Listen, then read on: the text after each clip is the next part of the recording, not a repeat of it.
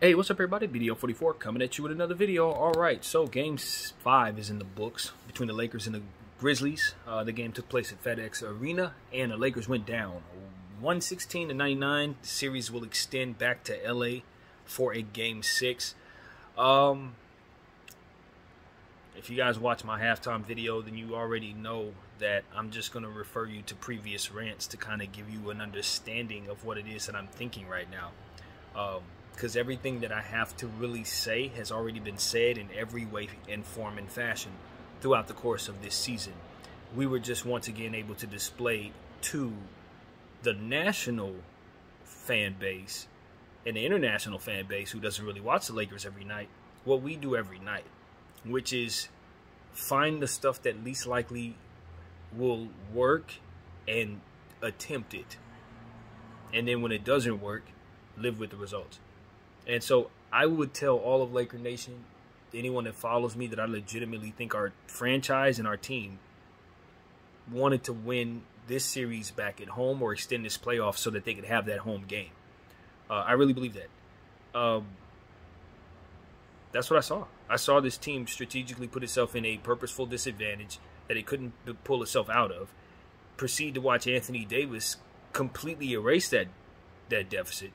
And it, like, we were rushing to get Anthony Davis out of the game with a 1-point deficit. I mean, D-Lo, hurry up and make sure that Anthony Davis can get his rest. Hurry, run, get in the game so that you can take this 1-point deficit and flip it upside down. And that's exactly what happened to the Lakers. And it's funny because I was looking at the deficit. We're only down by 1. We had just completely erased a 25-point deficit, I think, and it had gotten that bad. And we got climbed all the way back in.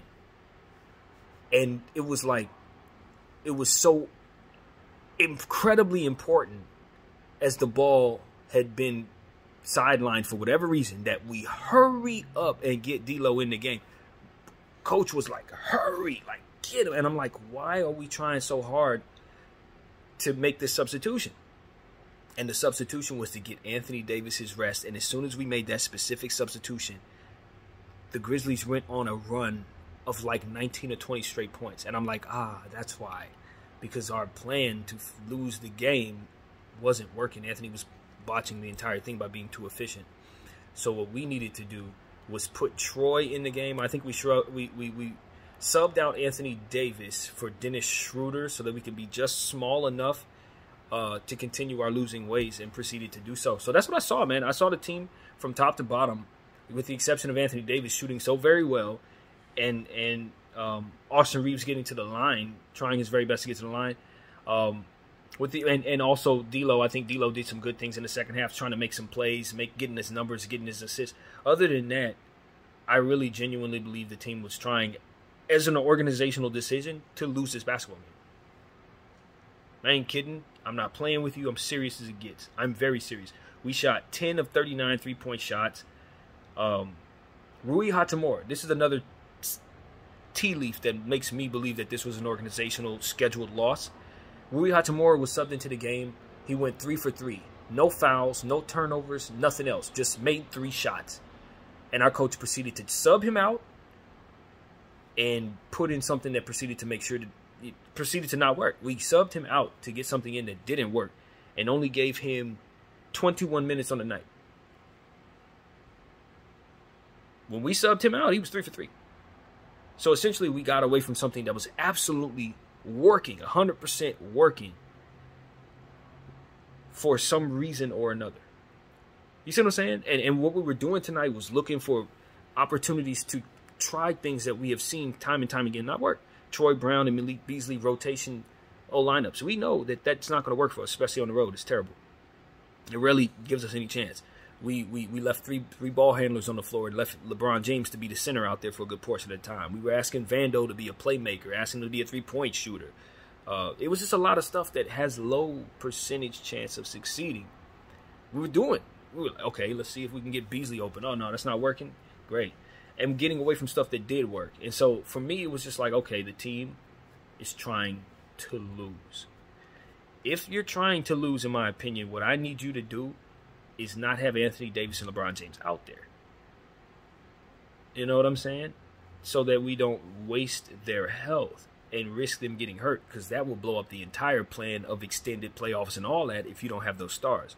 So that's what I would say to the organization. If you have some grand scheme to purposefully lose games, if the organization as a whole, if the association as a whole wants the Lakers to win in 6, then what the association needs to understand that you're going to have some bad finals if you allow LeBron James to be the only center on the floor in order to make that happen. Because he ain't going to be out there if you get the Lakers that far. You have him playing center minutes, going up against Jaren Jackson and Tillman. Just because he's tall and big enough to go against Tillman does not mean that any coach in their right damn mind is going to want LeBron James banging with Tillman in the first round. No coach that actually wants to succeed will want that. And so this is why I'm of the mindset that I am. I've been screaming all night long that Darvin Ham would be the first coach fired in the playoffs if I had my way. He'd be fired tonight. Why? Because of the things that we chose to do and the likelihood of them working before doing so for the last 86-plus games. All the stuff we try to do is stuff that probably 20% may work, 33% may work. Anything that's 75% work or 80 chance that we have that can lean into one of our strengths or something that looks like it's going to really, really work out, it's stuff he has no chance, no interest in even trying. You know, no interest in even trying. We've seen time and time again that Rui Hachimura should be starting over Vanderbilt for a multitude of reasons. This ain't even coming from my mind. This is coming from other people who study this sport a lot better than me. I'm listening to them. I take this back to you. Everything in the numbers is telling them that Rui Hachimura at this point should be starting against this matchup. You think we do that? Hell no. We're trying to run Vanderbilt in the opposite manner of his style. Vanderbilt is a player you run no plays for. He's a Rodman type. All you need to really do is leave him out there, and what should happen is he should just be able to freelance and do stuff like a free safety in football. Just be free to make things happen defensively. That's where you want Vando. That's how you want Vando. What do we do with Vando? We try to turn him into some type of combo power forward that shoots and rebounds, and I don't know what we're trying to do. We're trying to turn him into like LeBron or something. Essentially, we're trying to do everything with this guy as if he has a bag and a world full of tricks. You know, we turn him to a corner three-point shooter. Like, that's a designated play. We want him shooting threes. We're literally running plays to get him corner threes. And I'm sitting here like, that's like a 20% shot there for us. Like, that doesn't even look like it's going to work. Troy Brown is a player that we put in rotation 9 out of 10 times. Things generally don't happen. You put him on the floor next to Beasley, that compounds your problem. You put Beasley on the floor next to Schroeder, next to Troy Brown, that compounds even more of a problem. This has like a 10% chance of working. Right? And then you, in that situation, what you would otherwise need is maybe a center like AD or Bamba. No, he's going to put Braun on the floor. He'll put Winion on the floor. Like, that has maybe a 5% chance of working. Like, this is the crap that we're looking to do. And so when I tell you I think this team wanted to lose, that's exactly what I think this is. Because if you're going to choose something that looks like it's going to fail, then obviously you're seeking out the results that comes with what it is that you're choosing to do. And there's no two ways about that. No two ways about that. I don't care how you slice it, how many numbers you pick apart. At the end of the day, we see this crap every night. And the stuff that usually puts us in a hole is the stuff that Darvin chose to go to this evening. Period. End of story. So that's what it was, man. That is what it was. We can talk about the numbers since I wrote them down, so it won't be useless for me to talk to you guys about, you know, or rather write this stuff down and about speaking about it. So we'll talk about it. AD had a fantastic game. Bounced back pretty good. 31 points, 19 boards, 2 blocks, 1 turnover, +6, 14 to 23, and I thought he shot better than that. His efficiency was much better than that throughout 3 quarters. So he wasn't part of the problem. If anything, he was the problem for the organization because he was stopping us from failing. Let's see. What else? LeBron James, no, he was on board with the crap. He was with the bull crap all day. I'm telling y'all, he was with it. He wants this game back in LA just as bad as Genie does probably because he was playing like a loser. 1 of 9 threes, 5 of 17 field goals, -1, 5 turnovers, and some of them turnovers were just like, bro, you're serious about losing tonight. That's what I took. You serious about losing? He was with the bull crap. 2 steals, 1 block, great defensive stats, thanks. 5 assists. You know, and the efficiency was just god awful. What was it? 5 of 17, as I said, 1 of 9 threes. Loser garbage. Just loser garbage. And then proceeding to beat a center out there. Like, why aren't you protesting this? You know you're going to wear down. You know your body can't take this. Why the hell do you allow your coach to put you in the center? Why are you and AD on the floor at center and power forward. We've seen that not work 3 straight years. 3 straight years we've seen you guys get manhandled by real centers, and you still choose to allow this to take place? It's what I'm talking about. Like, people doing things that they know ain't going to work. This GM then brought us about 4 centers. Extra centers. Centers we didn't even want to sign. We just ain't going to use. Because we want LeBron James to look like the big bad wolf. He's a big guy, so he has to play big, right? This is just going to fail. It's going to fail. That's the bottom line. You watch this garbage, it tells you on paper that it's not going to work. That's the part that blows my mind. 14 offensive rebounds each. We gave up the offensive boards because we didn't put anybody on the floor who could do that. A good portion of the time, we had Dennis Schroeder, Austin Reeves, Malik Beasley on the floor together with like LeBron James. It was a good portion of the time. That's what we saw tonight. You interchange those guys with, you know, Dennis Schroeder. It was just a nightmare tonight. Our bench was an absolute nightmare tonight. Let me see what these guys did. It was so many negative 20s in that bench. Troy Brown with 4 rebounds, 1 assist in 12 minutes and minus 26. Dennis Schroeder, minus 20. Ofer Gopher, 1 rebound, 1 assist, 1 steal. What the hell is that? In 19 minutes. Why did he only play 19 minutes to begin with? So the fact that he didn't get going is really what I see there. That's what I see there.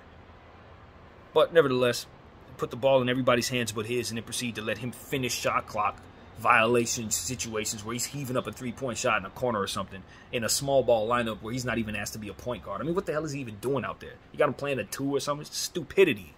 Highly stupid nonsense that we were doing. Malik Beasley, he was a nightmare as usual. Minus 23. Had him in there in the 4th quarter after we proceeded to see the lineup that he was in blow the first lead. We put him back on the floor to secure the 2nd lead blown. And that's exactly what he did. He was an intricate part of the game going south for us as usual. 2 of 6 from behind the arc. We gave him 6 threes.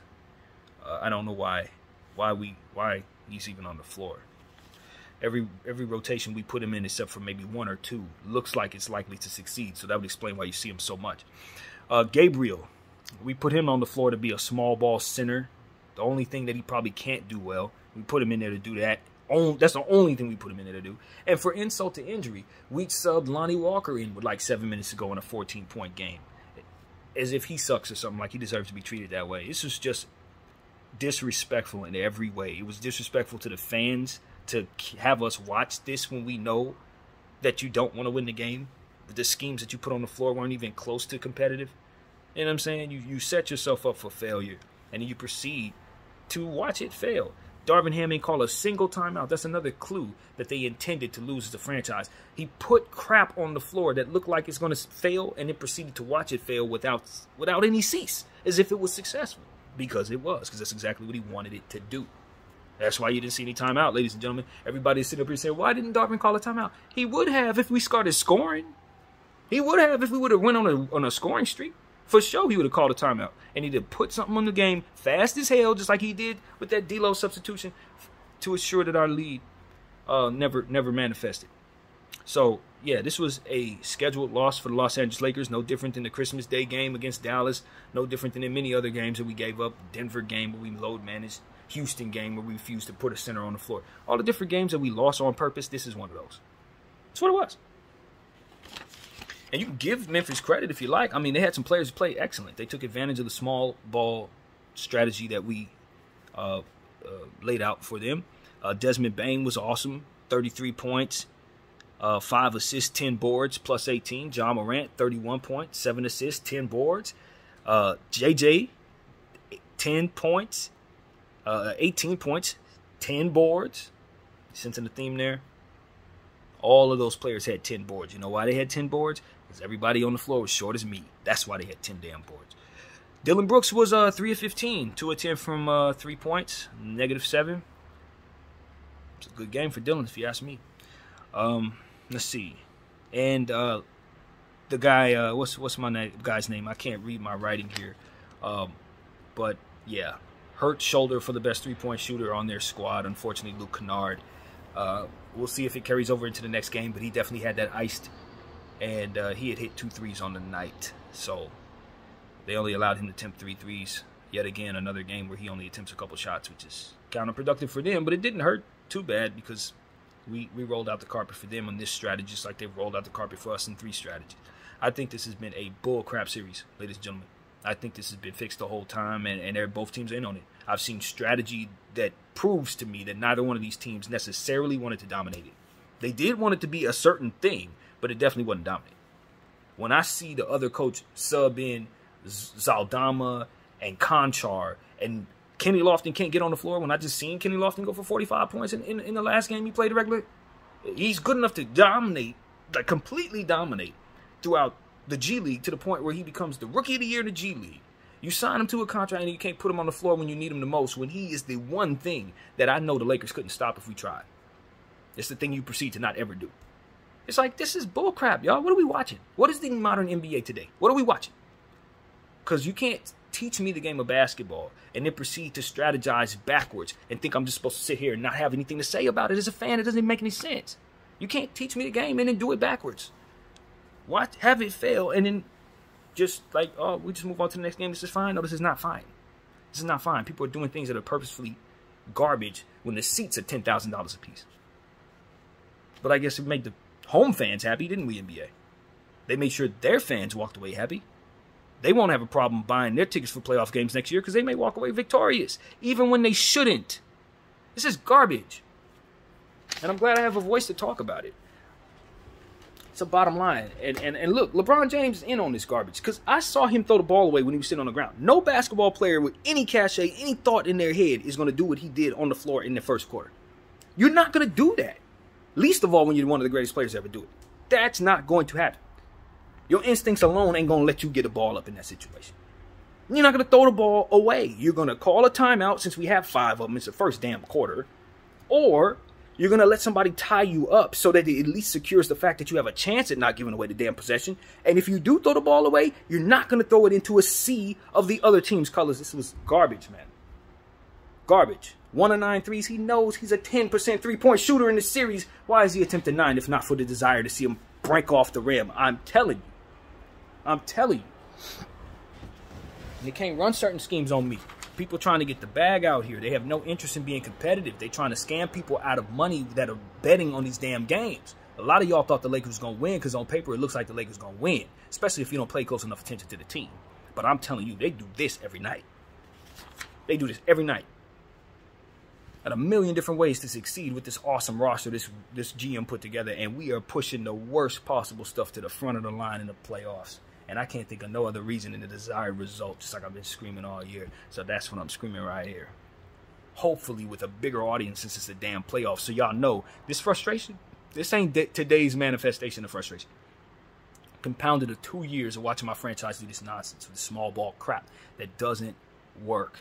It doesn't work when we do it against certain franchises. It don't work when we do it against other franchises. It purposefully will fail us every time with the personnel that we have. And it is just malpractice asking LeBron James and Anthony Davis with the health risk that they're playing on to be in situations where they have to be the only bigs on the floor against natural bigs, against freaking the defensive player of the year in JJ. Got him banging around with him and his backup Tillman. Them dudes is big, hefty young men. They should not be banging with the guys with as much mileage and as much health concerns as we got. You know what I'm saying? So that's what I have to say in regards to this game. It's just malpractice and just like I said about the Houston game. But only it's not the organization necessarily if they have the players to play. Or is it? This confusion ensues. So that's what I have to say, man. I'm irritated. I've been irritated. I want to fire the coach. I really do. Just because I'm sick of looking at him stand over there as things fall apart. But I know it's probably over his head. People are telling him to do stuff that doesn't make any sense so they can make whatever bread on the side. And I'm over it. I'm over all of it. I really, really want to win on the up and up. But it seems like the whole canvas is fixed. Everybody's in on the garbage because they're making money off of it. It's disgusting. So that's what I have to say. That is my exact thought, man. Everything else is just going to be me reiterating the same feeling. It really is, man. Because I'm sick of watching fixed basketball that holds no competitive nature and will not provide the results that people are looking for when they mimic them. You take this type brand of basketball and you put it in a different place in a different way, you're going to get a different result because that won't be fixed. This crap is. It's the reality of it. You should not be shooting 39 threes when you ain't hit but 10 of them damn things. Your percentage tells you should be shooting closer. It ain't hard to tell. So it's nonsense from start to finish. We had 48 points in the paint for 56 points to their 56 points. How in the hell we only get 48 points in the paint with the roster that we got, if not for being small? You know what I'm saying? In a closeout game, with an old man as your leading guy, and you want to play extra basketball on purpose as an organization. That's how I know people don't know what the hell they're doing. Even as they're fixing things, they're not thinking about other things they should be thinking about. That would help otherwise make their fix more fruitful. That's what I'm telling you. Like, even in the fixing it, some of the stuff don't make no damn sense. It's just garbage, man. It's absolute garbage. And Memphis fans get to dance off like they did something. And I'm telling you, I would love, honestly, because it gives me great pleasure to have integrity, to give them credit for what I saw. But it was nothing to give them credit for, bro. I promise you it's not. We rolled out the red carpet in every schematic way. We put an obstacle course on the floor for them that would be on easy mode for them to shoot over, bro. We gave them a glorified practice. That's what I saw. A practice on their home floor starting the Los Angeles Lakers as they punching dummies. And I'm over it. I am over it. That's pretty much it. That's Game 5's reaction in a nutshell, man. I honestly don't think the team even gave us the effort that would garner me giving the effort to talk about the team. The only reason why I would even continue talking is because I don't want to cheat my people out of what it is that you expect from me, just because the team cheated me out of what I expect from the team. But otherwise, I don't really have much to give you based on what they gave me. That's how I feel. Game 5, they didn't even show up to play. Game 5, I got my best player throwing away the ball on the floor. All you got to do is call one of them 5 timeouts. What are we talking about? Rui Hachimura, the best shooter on the floor, he hadn't missed a damn shot that we got away from it. We subbed out our power forward to put in a point guard that we knew wasn't going to work in the rotation we put him in. We got Anthony Davis off the floor and proceeded to go small in a situation where they had Tillman and JJ on the floor at the same time. Like, just everything we did was awful, bro. Everything we did. The only thing that worked out for us was Anthony Davis playing phenomenally and D'Lo really genuinely trying to break his way out of that slump. 2 out of 5 threes, 11 points, 10 assists. I thought he made some excellent plays in the third quarter, that ultimately erased that deficit. It was D'Lo's good offensive possessions, and that's what I had been getting on his case about in the last game, because I thought he was so terrible at getting AD the ball in terms of where he was getting the ball in the first quarter of the last game. And he made up for that in the third quarter of this game by making all the right plays and all the right passes, and all of that's going to be forgotten because it was a scheduled loss. Scheduled loss. Austin Reeves, 17 points, 6 assists, 8 boards, 1 steal, +5, 4 turnovers. 3 out of 8 threes. So he was a part of the problem in regards to those missed threes. We can't have you going missing 5 threes and then Bron missing 8 threes.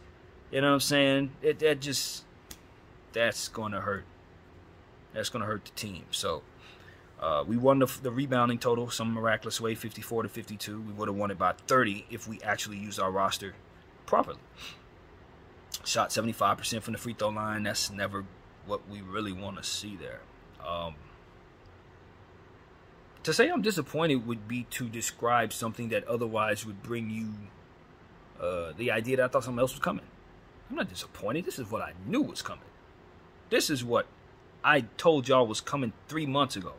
This damn coach and this organization and the desire to see small ball and try to make games close, despite it being the worst possible thing for their roster.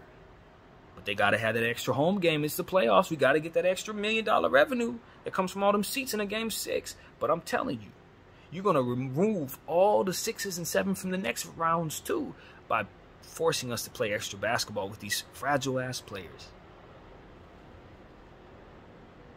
You're doing it wrong, Genie. I'm telling you, you're doing it wrong. But it is what it is, man. When you run the risk like this as an organization, this is something that might actually cost us. I hope it doesn't. But even when people are trying to scheme ways to fix games, things can go terribly wrong when it comes to the sport of basketball. A guy will blow an ankle, a guy will blow an Achilles in an extra game that should have never been played because of an organizational decision to play an extra game. these are the things you open up to let happen. It's the same thing as I say about leaving Anthony Davis on the floor too long, or LeBron in the games too long when there's garbage time. You knew damn well tonight that you didn't want to win. You schemed your way to a loss. Why the hell are you acting like you want to win by leaving your starters on the floor in the second half? You don't have to push the con that far. You don't have to lie that far. We know you want to lose. You put Troy Brown and Bleasy on the floor at the same time. Of course you want to lose. Don't have our starters on the floor as if you're trying to fight back when all that really does is risk their health. I know you're trying to lose. Like, you don't have to do that. Nobody's going to trip at all. You know, they're just going to say the Lakers knew they were going to lose, so they set their players. That's what you do when the game is out of hand and you still have a series to play, because there's another game to consider. But when you're actually trying to fail, you're going to deliberately pretend to look as if you're not failing. You know what I mean? It's almost like a pantomime. It's like, see, I'm not failing. That's why they're still on the floor, because we're really trying to do this for you, fans. See, that's why they're still out here. Like, that's an exaggerated cap that wouldn't even be present if not for the need to purposely freaking lose. And I'm sorry I'm smart enough to see it. So, that is really what it comes down to. What you want me to do, man? I'm a Laker fan that's certain, absolutely certain that I just saw some bull crap. That's what I got. I'd love to lie to you guys, but you guys don't come to me for lies, and I am not getting paid by anybody to lie to you. I'm not. I know a lot of people make a lot of money when things like this happen. A lot of those people are wearing purple and gold, so they wanted this to happen. But what I'm telling you is those same people are not counting on rolling an ankle or busting a knee or anything like that happening. They think they're going to be 100% healthy in the next game, and this will fully turn out the way they think it will. And I'm telling you, their asses may be playing a Game 7 because of it. So, that's really what it is, man. You're toying with forces that you don't have any control over. When you force yourselves to play extra basketball for pocket change when it comes to billionaires. This is stupid. This is really stupid. But for the betterment of the promotion of the game, it would be so much better if there's another extra Laker playoff game, Crypto.com arena. And as a fan who knows that they can't control whether or not a knee busts, it angers me to no end to watch people do things this way. So that's what I gotta say. People who are in control of the league right now, the whole league, they're not holding it down in a way that I love, man. They're just not. And I don't know if it's always been that way and I've just smartened up to it, or if this is just some new stuff with Adam Silver. But whatever the case, I'd like integrity to return back to our sport, and randomness to return back to our sport, and the fixing of games to exit our sport. Okay? That's what I want. That's literally what I want. And I hope, like I said, I hope there's more people watching me right now because it's the playoffs. Because this is a very important thing in regards to us fans. We're sick of this crap. And we're not all just casuals betting on the games, hoping that things will turn out a certain way while not paying attention to it. We're paying very close attention to it. And we're telling our buddies not to bet on this garbage. So, I hope you guys know that. At any rate, that is really what I want to say, man. I honestly don't feel like talking about this team no more, man. They didn't give me anything to be pleased with other than individual performances from like Anthony Davis and D'Lo and Reeves. That was about it, man. I thought Darvin Ham was especially fireable this evening. Especially fireable. And as one of my good buddies in the comment section told me, it probably isn't Darvin Ham making these calls, because we've been seeing different coaches do the same thing with the small ball crap. And it is what cost us this basketball game tonight. So I will tell you, just like I've been telling you for the last year and a half, if it's the coach that caused me seeing what I saw tonight, I want him gone. If it's an organizational decision that caused what I saw tonight, I want that gone. If it's LeBron James who wants to be on the floor with this trash, I want him gone. I don't care who's causing this. I just want small ball out of my life. BDL 44. I thank you all for watching.